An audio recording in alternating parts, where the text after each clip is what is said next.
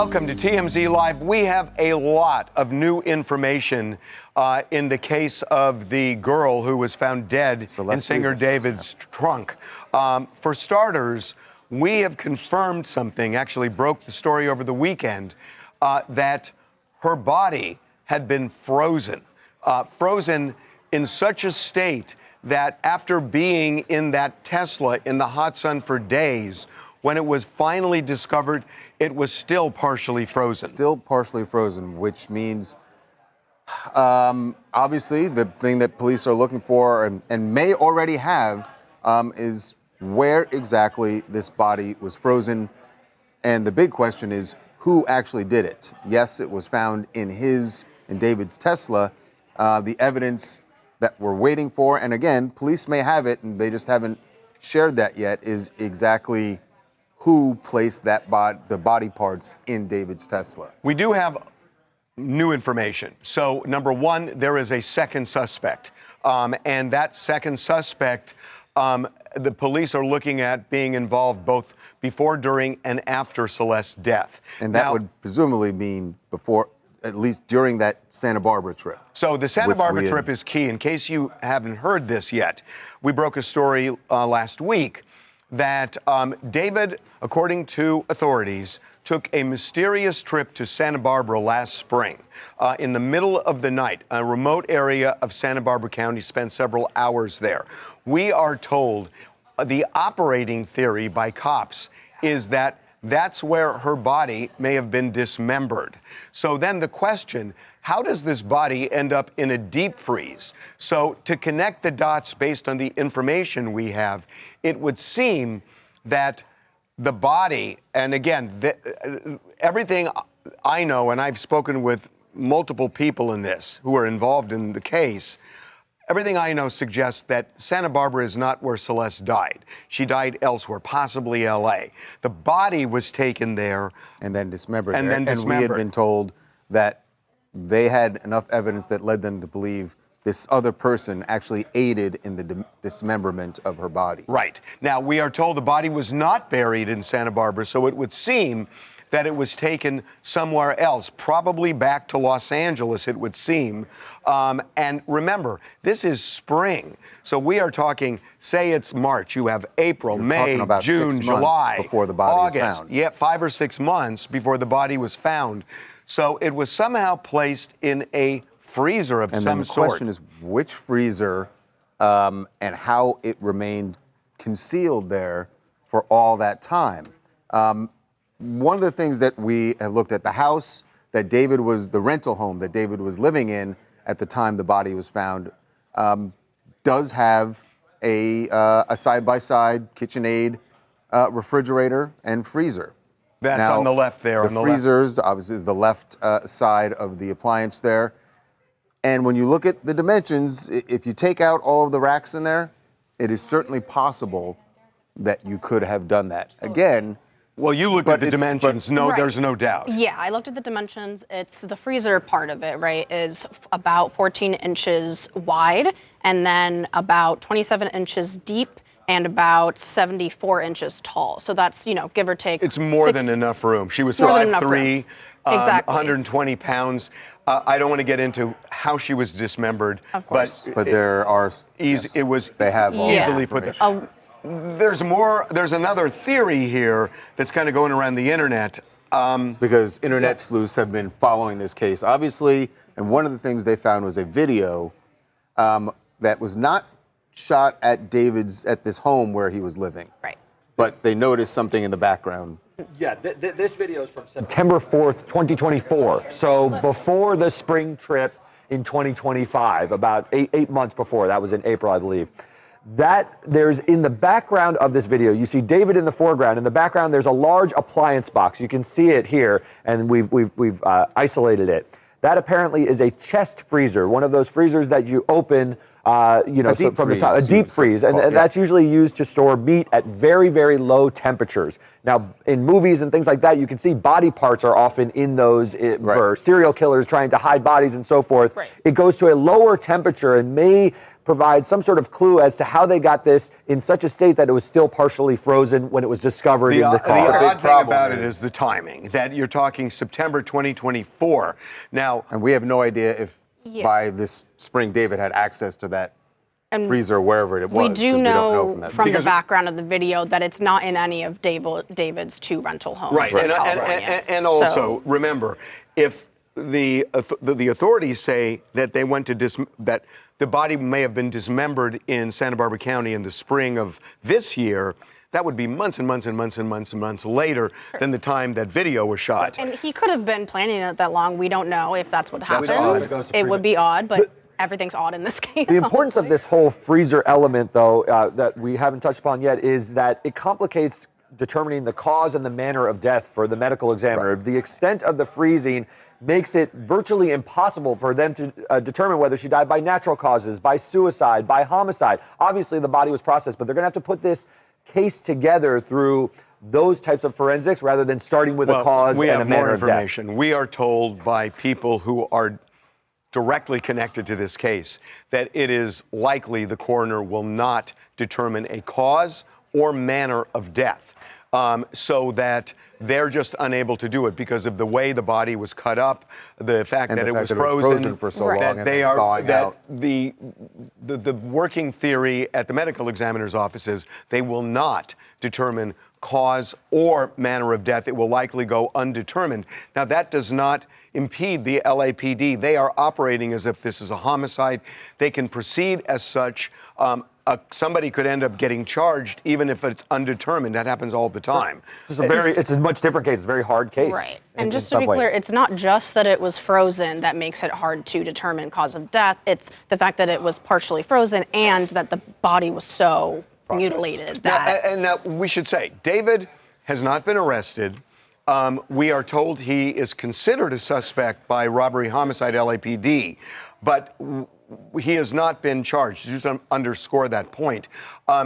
What we are told is that the cops have created this very elaborate, almost minute-by-minute timeline of David that they were able to assemble with cell phone records, data from the Tesla, and metadata from social media, that they've triangulated all of this, and they've been able to figure out movements in a very specific way that they've been able to chart. And that's not just David's movements, but this accomplice, the alleged accomplice's movements. What I'm thinking is obviously David and this alleged accomplice, maybe not, they wouldn't have been like posting on social media on this, trip in the middle of the night, but maybe they texted each other. Maybe they sent a DM during this trip that the police were then able to go into the data and pinpoint where they were when that message was sent. Meticulous about this because you don't want to make an arrest without having a sort of firm foundation, especially in these kind of circumstances. I am told that whenever the LAPD releases its findings, evaluating what it looks like will be very impressive in terms of what the LAPD has done. Guys from Atlanta here, and the part that shook me the most is the freezer chest in the background, right, in September 2024. And we know now, it wasn't found in any of his homes, because really, who would put, in this kind of case, who would put a body in the refrigerator that you eat out of? But now that we know there was an accomplice there, right? Somebody helped him there, and we see that there. That's the part that kind of gets me. It kind of haunts me a little bit there. And along the fact of the matter is, how many of these things were done in plain sight? Like, when you look back on it, he just went about his life like nothing was happening. We can they've painted the timeline. We can go down to him going to a remote area in Santa Barbara. The law is all about what we can prove, and he's not really making it that hard to prove anything. Well, we will see. Again, he has not been charged with anything yet. I just want to make it clear. He is considered a suspect, and that's it. Pretty exciting day for Taylor Swift's fiance as his Chiefs came back on Sunday, had a big comeback, and ended up beating the Indianapolis Colts. That's the football side of it. But the part that Swifties care about is, where's Taylor? Where the hell is Taylor? Where is Taylor? Why is she not being shown at Chiefs games anymore. And we know from fans that she was actually there, but for some reason, she has just disappeared from NFL broadcasts. And context matters because she was seen all the time last season. There was rightfully a big deal made about and there was how a many huge fans, boost in ratings because people wanted to see Taylor Swift, who ordinarily wouldn't have watched the games. So now she's vanished. Yeah, at least in camera. you know, first things first, a lot of people were complaining that they didn't want to see her that much. Of course, those people are not the majority. Those are the minority. NFL hardcore fans were like, we can't We're stand upset it. that they were showing her so much. Dads, but then, Brads, and Chads. But then the past couple months, remember we saw her with that big privacy screen when she was entering into the stadium. She had this big privacy board that was covering her, and they stopped showing her. Well, for yesterday's game, same thing. They did not show her once, and she wasn't like hidden. She was in her usual box at the Arrowhead But there Stadium. were fans at the stadium who did see her in the There were box. fans that got photos and videos. That's all we really have. So it doesn't seem like it's a security thing because she was present and visible to all the people in the stadium. Right. So we just don't know why they're just not showing her now. The only reason, it has to be the NFL would not just on its own tell all of its broadcast partners, don't show But why Taylor would she Swift. ask that? Why would she ask that?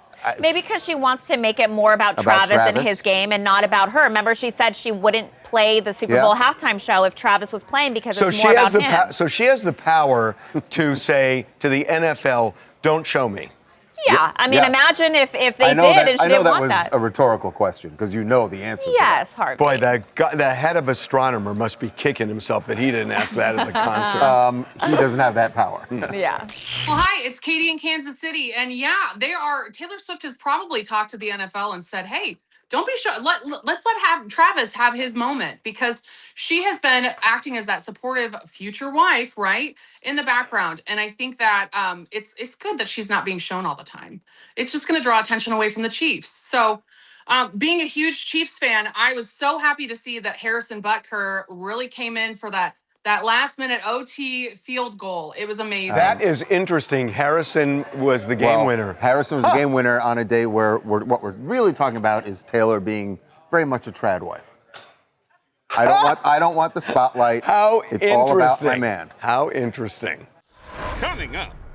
What a terrifying sight in Chicago, just outside Chicago, for Tara Reid, who was there for an appearance and ended up in a wheelchair and then taken out on a stretcher.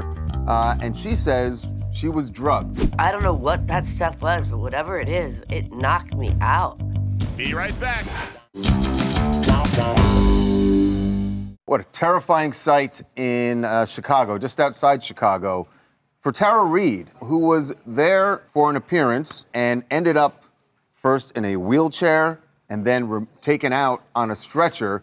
And she says she was drugged. And it is very clear from the video we got that she was in a bad way at the end of the night. This was Saturday night this was early Sunday morning. And she believes that what transpired right before that video was that she had gone out of the bar for a moment, have a smoke, and when she came back, her drink was there. And they say it was spiked. Yeah. So let's get the story from Tara herself. Tara, welcome back to TMZ Live. Thank you for having me. So walk us through what happened.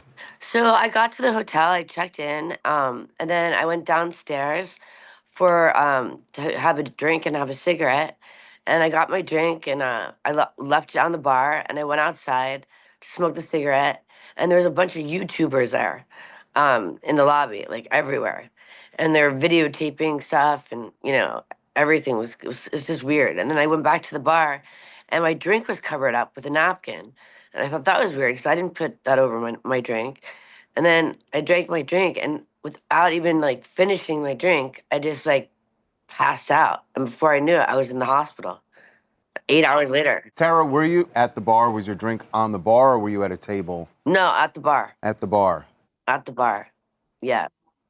I mean, it's just really scary. It's like, it's for all, not just girls, but for guys, for anyone. You have to really be careful with your drink. I mean, for that, it make me pass out for 8 hours. I mean, that's crazy. So I was gonna say, what happened after you were taken to a hospital and then I woke up 8 hours later. Did they tell you anything about your condition, or did they test for any drugs that might have been in Did they do a blood alcohol test? No, they did. They just said that you were drugged. That's what they said. They said you got drugged last night at the bar. Did they find? I mean, did they test it to see what drug it was? No, I didn't ask. It was all kind of vague. Like it was all like very blurry. Do you know what I mean? It was like, it was just. It was like. I can't even explain it because I don't even know what happened. See, the odd thing to me is that if you're going to the hospital in an unconscious state, it would seem they'd want to know what drug it was to know how to deal with it and treat you. I don't know, because I was unconscious, so I don't know what they did. You know what I mean?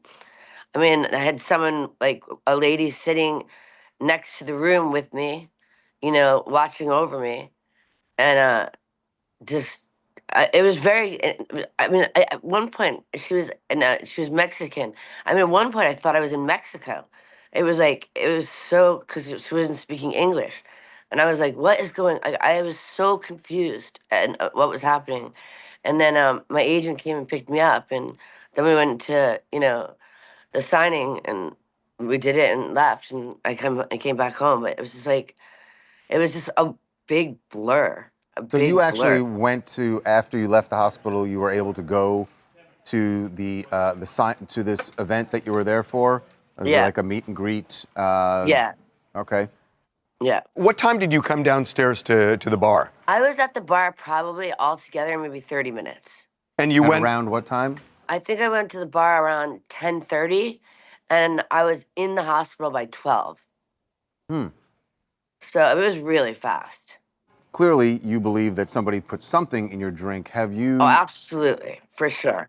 Have you filed a police report? Do you intend to? Or are you going to try to find? I mean, there's certainly probably surveillance videos, I would imagine, in this hotel lobby that might reveal what happened. Absolutely. I mean, this just happened. I just got back last night, so I mean, this is all just happening right now. It's really scary, you guys. I mean, the whole thing is really scary. I'm just glad that I was in a public place, you know what I mean? Like, and that there was security there and to help me. Because I mean, if this happened at a like not a public place, and I mean, you could get raped, you could get, I mean, a lot of things could have gotten really, really, really wrong. So this is just a thing that everyone should really be aware about, watching their drinks, like watch, because I don't know what that stuff was, but whatever it is, it knocked me out. Like immediately. So Tara, there's this thing called California Sober, which I'm sure you've heard of, and we've talked about it here for a long time. And you had your struggles years ago, and got help. And you had a drink down there, and I realize you say you had one drink, but that kind of put my antenna up a little bit. So is that the way you kind of view yourself, as, that you can still regulate? Oh yeah, absolutely. I mean, I only had a drink of wine. I don't drink hard liquor or anything like that at all. So I just had a glass of wine and a cigarette, and that was it, but I didn't expect that to happen at all. There's got to be an answer for this. Surveillance video. Yeah, being in a hotel just outside Chicago that was clearly busy for this event this weekend. I'm sure they can help you get to the bottom of this. Yeah, absolutely, for sure. Tara, thanks for the time. We really appreciate it. We're glad you're well. Thank you. We're glad you're well. Thank you so much, you guys. I appreciate you so much. Thank you. Thanks again. Take care, guys. Yeah. Okay, bye-bye. Coming up. Actor Lucas Gage has a lot of people talking about sexuality because of the way he described himself while he was on a podcast. I'm like 10% straight or 10% bi. What's the percentage of people in the middle? Joining us now is Dr. Amir Awaja, who is the head of psychiatry at LA's LGBTQ Center. Be right back. TMZ's got every freaking thing. Big celebs, big stories, big events. BB Rexa was looking hot on vacation. Look at the water, too. Did you just say, look at the water? I mean, I'll be honest, that is what I was looking at. TMZ. Well, actor Lucas Gage has a lot of people talking about sexuality because of the way he described himself while he was on a podcast. So Lucas was on the In Your Dreams podcast with Owen Thiel, and Owen asked him about what sounded like a strange question, but it really isn't, apparently. He asked, how gay are you? This was their exchange. What percent gay are you? Oh my God, I said this on an interview because they like, asked you what percent gay are you on news? They were like, how gay are you? And I was like, I'm pretty gay. I got married to a guy on TV. Like, I don't know how much gay I can get. They're like, but are you a gold star or whatever? And I was like, no, I'm not. I'm like 10% straight or 10% bi and like. Are you? Have you hooked up with a girl? Yeah. Have you had sex with a girl? Many. So we've talked about this for a long time about kind of a continuum, a spectrum where people aren't 0 or 100, that some people are, but there are a lot of people in that murky middle. And so what's the percentage of people in the middle and what does that look like? Yeah, this is fascinating. Joining us now to discuss this is Dr. Amir Awaja, who is the head of psychiatry at LA's LGBTQ Center. Dr. Awaja, welcome to TMZ Live. Yeah, thank you for having me. So kind of lay this out, if you can, about how common is it that, that people are not 100% gay, 100% straight. What do the studies show here? Yeah, so thanks for asking that question. I mean, in terms of, there's been a lot of spectrum studies in the past, and obviously starting with Kinsey, which we all are familiar with the Kinsey scale of 0 being exclusively heterosexual to 6 being exclusively homosexual. And they've repeated that many times where most people are in the middle. So in fact, very few people are on either end of the spectrum.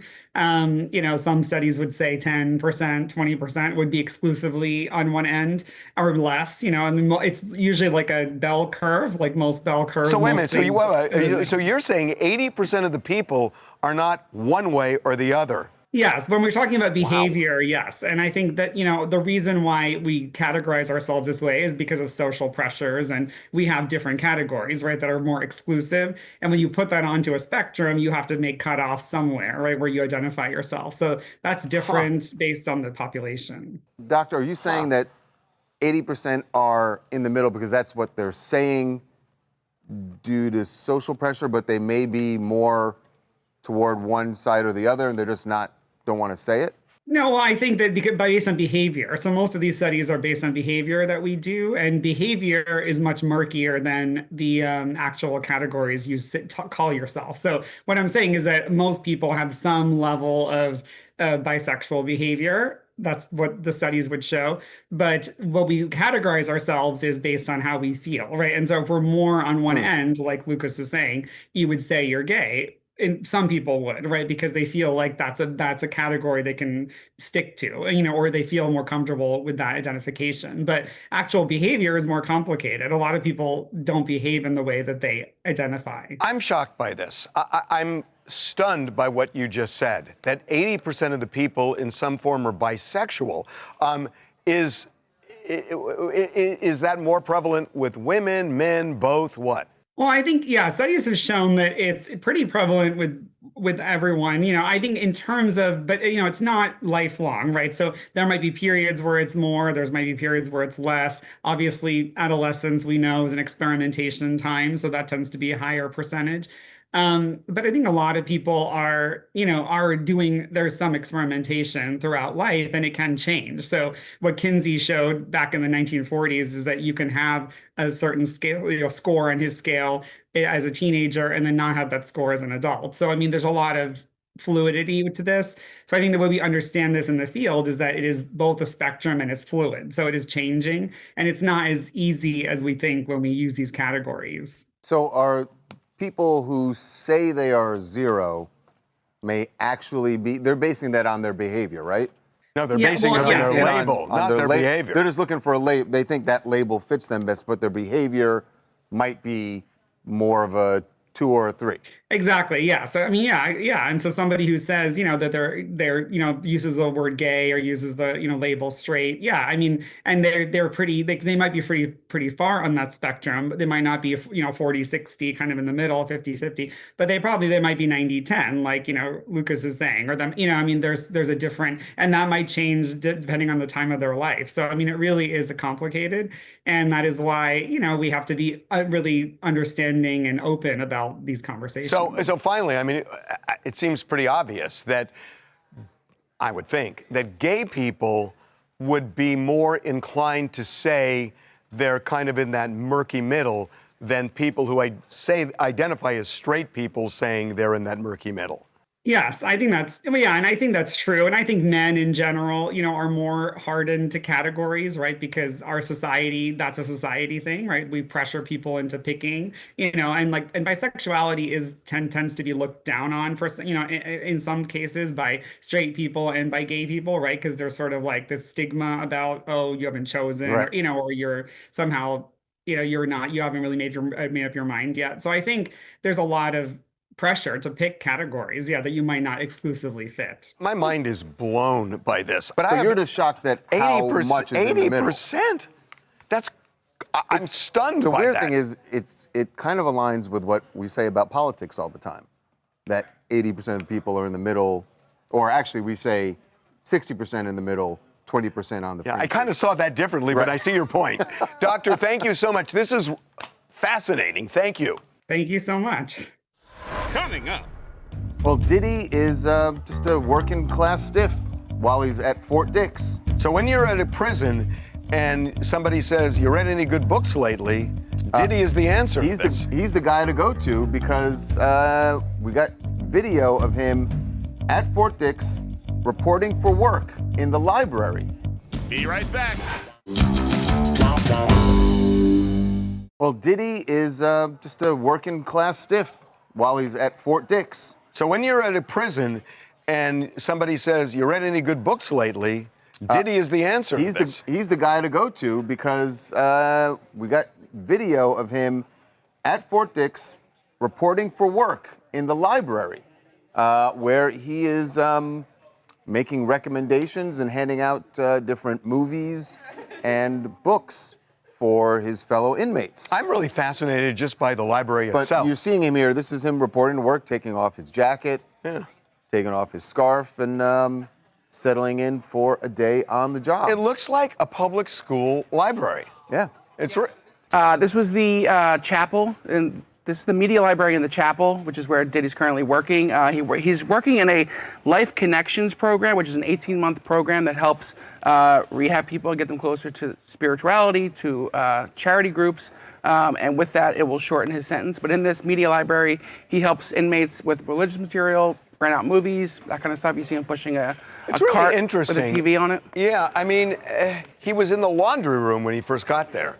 Yeah, so this got to be his first assignment. This got to be a promotion. Yeah. It feels like a promotion. It feels like maybe he tried the lunchroom and put in a request for something different. Yeah, it does it does sound like he used maybe possibly some connections to get a better job. So here's my question. I mean, that's the story. Yeah. My question is this. So Diddy had a certain persona before he got in all this trouble. And now he looks very different, very much older. Yes. When he gets out. Does he? Yes. Does he join the Hair Club for Men? No, the Just for Men Club. He still has hair. I don't know what it's called. I mean, you tell me. I'm sorry. I mean, every other photo, this is the first we've seen him without that hat on, and the first we've seen actual footage of his hair. So I feel like he's not proud of it. He wears that hat a lot. So we saw him without a hat. We've seen him without it, but also it was cold. With the photos we had before he was out in the yard, it could have been cold. But so what does he do? What does he do? Yeah, I think he does he or it. doesn't he? I think he does. I mean, that's 2.5 years from now. I know. I'm just asking. I don't know what the hell he's going to do. I mean, it depends on you've been public relations adjacent, dealing with all sorts of people for It depends years. on what he wants to do when he gets out. Is he going to try to get back into show business? Is he going to be actively involved with artists? Then he might. I don't know. I was just curious about that. So he's got options. Eric's right, by the way, when he says that, what you get is you're in federal prison, you get 15% off the top for good behavior, and then there are other credits you can get for work and various other things. Do you get all of this counts. Do you get more? Can you take several jobs and get more credits? I don't know that you can take some. You work 20 hours a day. I don't think you can do that. Reid from Miami. Diddy looks happy. Why in every clip he's smiling? And you ask what you think he's going to do when he gets out. He's going to write a book. He's going to do a little documentary about his glorious time in the federal penitentiary. He looks like everything's okay. Yeah, no, it's going to be fascinating. And again, 2 years passes very quickly. Trust me. Yeah. There's never been a Soup conversation like the one you are about to hear. And involves a lawsuit that's been filed by a former employee at Campbell Soup. He has filed this lawsuit against the company and against a VP at the company named Martin Bally. Robert Garza is the one who's filed the lawsuit. And he says that back in January, he had this conversation, had a meeting with Bally to talk about his employment. Bally just went off about Campbell Soup, saying all sorts of things. Listen to this recording, which is central to this whole lawsuit. We have for poor people. Who buys I don't buy these products barely anymore. It's not healthy. Now that I know in it, even in a can of soup, I look at it, look at meat, bioengineered meat. I don't want to eat a piece of chicken that came from a 3D printer. You millions don't know they couldn't think for like you. Why is the VP, while talking to an employee, trashing the company? Although I gotta say, having been a lifelong consumer of Campbell's, I mean, I never thought of Campbell Soup as soup for poor people. I never thought of that, ever. No, I mean, it's inexpensive. It's soup. But yeah, it's soup, right. I mean, you have tomato soup, chicken noodle soup. Campbell's, by the way, has now since come out and they've said, hey, look, we use high quality ingredients. This is not true what this guy's saying. But why did he say that? Great question. Because I've had so many cans of chicken noodle soup, I couldn't count that high. I could probably use some right now. It's a $10 billion company. By the way. I'm fine. But why would my voice is gone from my sickness last week. I am totally healthy, though. And he says you're just backing totally away. Healthy. I'm totally backing. By the way, $10 billion company. Some chicken by noodle the way. soup is what you I need. know. That's what I mean. I don't want 3D. I don't want. By the way, 3D chicken. But this is the problem. This is the problem for Campbell's. It does make people. They hear this recording now and they go like, well, wait a second. Are they using? I didn't even know that it was possible to make 3D printed chicken. It actually is. Why is the guy suing? For getting fired. So he says after this meeting, he reported this to HR, and then out of nowhere, they never got back to him about it, and he was just fired. Oh, that's what he says. So that's what he says, and that's why he's filed the lawsuit. And Campbell's not going to respond Campbell's because has it's an HR said, thing. if the recording is legitimate, the comments are unacceptable, they do not reflect our values and the culture of our company. Mr. Bally is temporarily on leave while we conduct an investigation. Oh, they put him on leave. Yeah, so he's on leave, and they want to make it clear they're proud of the food they make, and they use high-quality ingredients, as you said. It's not like the Soup Nazi, which is amazing soup, but it's fine. I mean... Hi, I'm Andrew Washington, and I'm from Long Island, New York. I have to say that this executive here showed the quality of person he is. And it showed that he's not happy with his life, that he can speak upon others like that. But we have to be real. There's not that many chickens in the world for us to be eating chicken as much as we do. So you think there must be some? You think there must be some 3D printing going on somewhere, whether it's at Campbell's or not? Oh my God, that is hysterical. But where are all these chickens? It's a valid point. That is so funny. Coming up. It is CJ Perry from the WWE. Oh my God! Hey! Oh my God! I gotta give you I'll take one. I'm such a big fan. Is there an easy move you could show us? Like girl power move? I could teach you how to slap a bitch with Oh. Be right back. It is CJ Perry from the WWE. Oh my God! Hey! Oh my God! I gotta give you I'll take one. I'm such big I'll take fans one. of Nice you to meet guys. you. Nice to meet you guys too. You Thanks guys for coming in. Thank you for having me. You doing our You're doing podcast? the Inside the Ring podcast. I'm so excited. Did you already go in and talk to them, or We're about to. We're about to. This is pre-fight. She doesn't know the questions either. Yeah. You know, sometimes when wrestlers come into this podcast, it gets a little physical in there, so just go easy on them. Okay, I'll please. try. Is there an easy move you could show us? Like girl power move?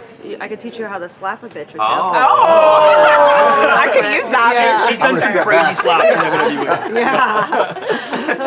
I love it. Yeah. So your husband's in WWE Your husband's too. still Yeah. is he still wrestling in Yes. WWE? You guys meet there? We did. And you guys broke it. Charlie I know it. Way back in the day. all the news. Yeah, so we met our first day in WWE, and then, am I on camera right now? Yeah, we're doing a live stream. Yeah, Oh my God! You're doing great. You're doing great. Okay, sorry.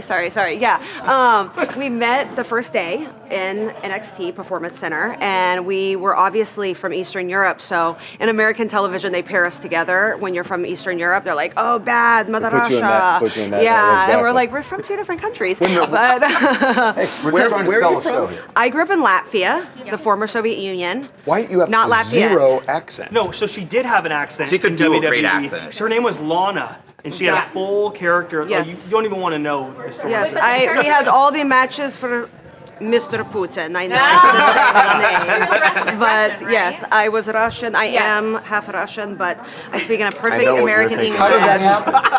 Well, I'm talented. Yeah. I'm really fascinated. How did you just totally lose it? Okay, so no, I grew up over there. I speak fluent Russian. I moved there when I was 5, and I lived there till I was 18. And I Holy understand I'm a smokes. professional worker. That's what we say in professional wrestling, as essentially a professional faker. But I really did live over there. Yeah, playing the character. Yes. And so I lived Okay. there for 13 years. Okay, and so you spoke Russian. Fluent boy. Russian. Okay. He knows one phrase.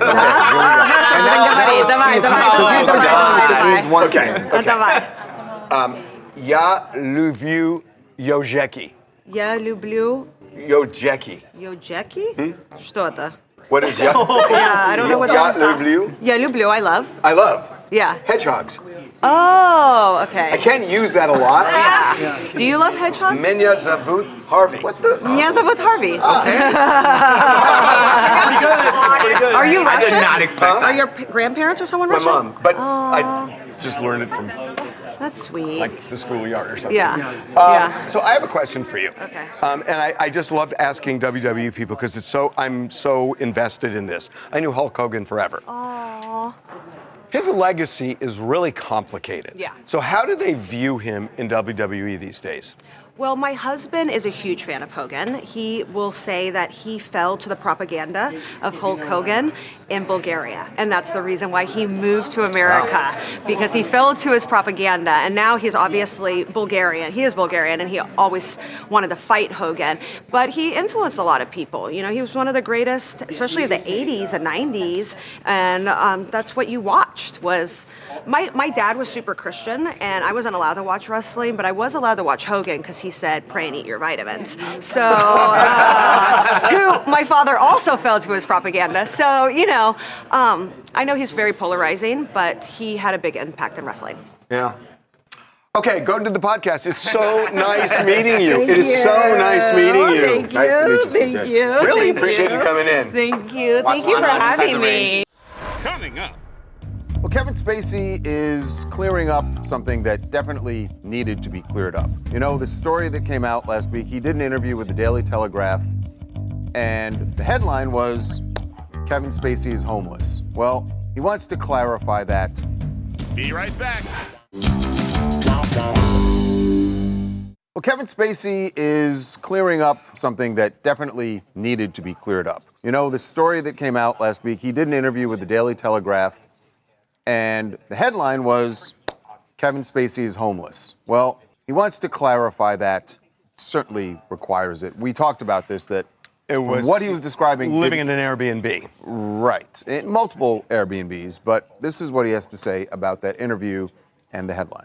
I feel it would be disingenuous of me to allow you to believe that I am indeed homeless in the colloquial sense. I said I was basically living in hotels and Airbnbs and going where the work is, just as I did when I first started out in this business.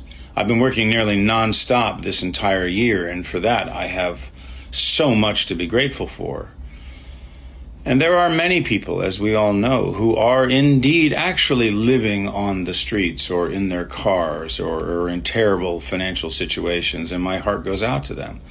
But it is clear from the article itself that I am not one of them, nor was I attempting to say that I was. So it was really a colloquial kind of thing. And he's saying, I wasn't trying to say I was homeless. He was explaining a situation. He's basically saying an editor got a hold of this and turned that into homeless. He is I get that. just fine. I get that. Yeah. Well, the biggest party in town, once again, on the TMZ After Dark tour. It really has become a rolling party around town every weekend. And until award season comes around, this is still going to be the biggest party in town.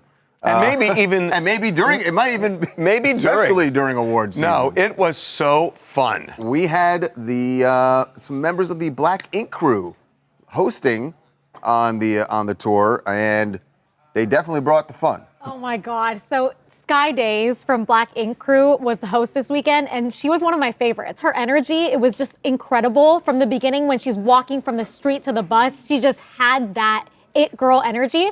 I'm like, we have to have her back. She was amazing. Okay, so they went to beaches that's what in happens West when Hollywood. you get shots. Best bars ever. Powerhouse, you get shots there. You get shots at Beaches WeHo, which is honestly becoming one of my favorite bars in LA. And then you go to the Saddle Ranch and she gets on the bull, a celebrity hopping on the bull. It's crazy. Did she fall off? I think so. I mean, most people do. Most people do. Well, this was after the shots. And especially after the shots. By the way, there's nothing wrong with the shots. You have a designated driver. That's the beauty of the After Dark tour. And we offer alternatives. It was fueled. The tour is fueled by Monster Energy. Everybody got a Monster. Sure. So. And quite literally, the bus was shaking. I don't know if it was the Monster Energy. I don't know if it was her energy. It's a combination. It was one of my favorite weekends ever. What a weekend. And she's actually she gave us an exclusive. So Black Ink Crew, they're coming out with a spinoff in 2026. According to her, allegedly, called House of Ink. She also told us she's in her soft girl era, which basically means she's gonna, she's usually very outspoken, but she's gonna take it back a notch. But before that, she wants to beat up Tommy Lee from Baddies. Oh, God. Okay, go to monsterenergy.com to check it out. Coming up. Josh Brolin is a big-time surfer. We've seen him do that before. This weekend, he was out doing some surfing, and not only did he get to observe his moves in the water, when he got out, found out that he's got himself some new ink. Be right back.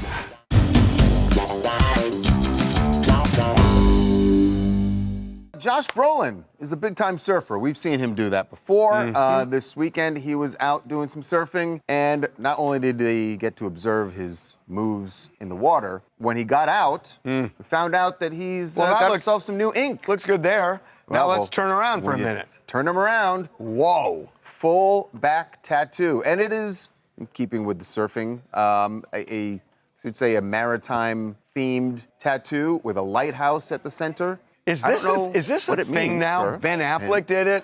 Is this? This is becoming a thing. Really, Josh got a fuller tattoo than Ben did. He went the back version of the sleeve. Although go back to this.